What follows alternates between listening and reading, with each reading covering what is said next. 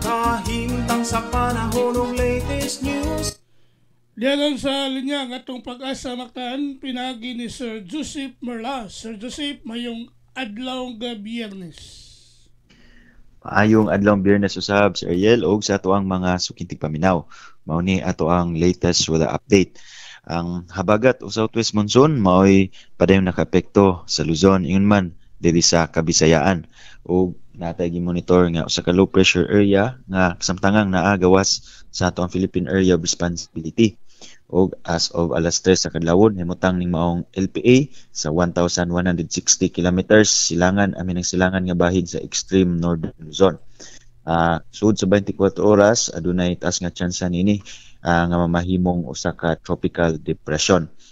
Og good news lang is magpabiling layo ra ni sa ato ang kayutaan. Posibleng makasud sa ato ang PR sa nga Karyo ug mogawa sa pud pagbalik atong kay ang general movement is papalayo sa landmass na ay northeastward direction.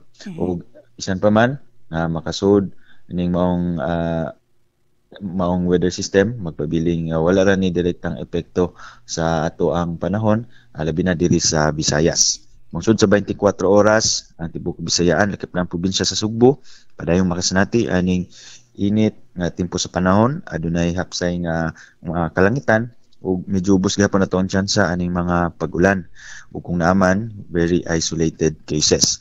Tibuok gabi hangtod karong mga oras wala tayo nakita na mga pag-ulan sa bisan sambahin diri sa Central Visayas.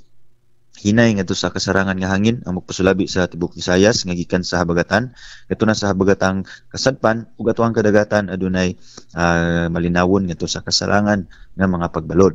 Sa Cebu atong dagat mo kunas ni sa alas 9:30 sa buntag nga naigimabon nga 0.4 meters ug motaob sa alas 3:12 sa hapon nga nagilawmon nga 1.0 meter. Atong temperatura medyo taas atong expected na daytime temperature na maabot og 27 to 34 degrees Celsius.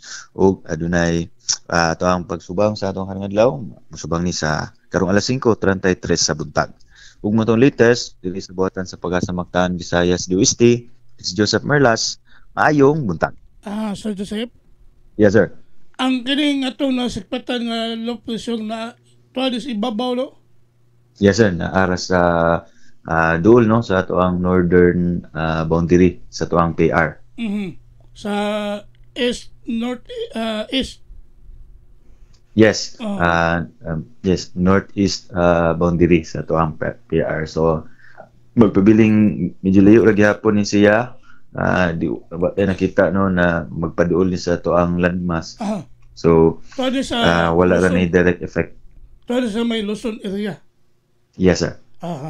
So, salamat kayo, Sir Joseph, sa imong panahon sa itong tulumanon sa mga pamukaw. Walay sa pena, sir. Sir Ian, maayong buntag sa tanan. Okay, salamat. Happy weekend, sir.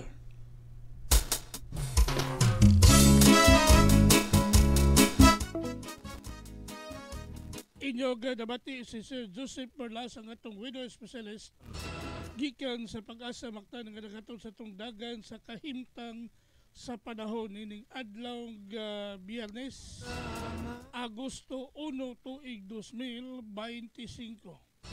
Kahintang sa panahon ng latest news. So dunay gi-monitor ang atong Pag-asa Mactan Stations kalabot dining low pressure. So sa 24 oras mo pa hatag na sila dugang detalye may kalibigitan nining atong gibulito nga low LPE.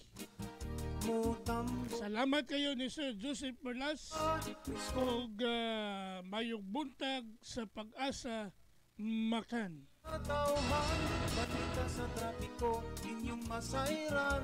Sa Lapu-Lapu City TV News, #1.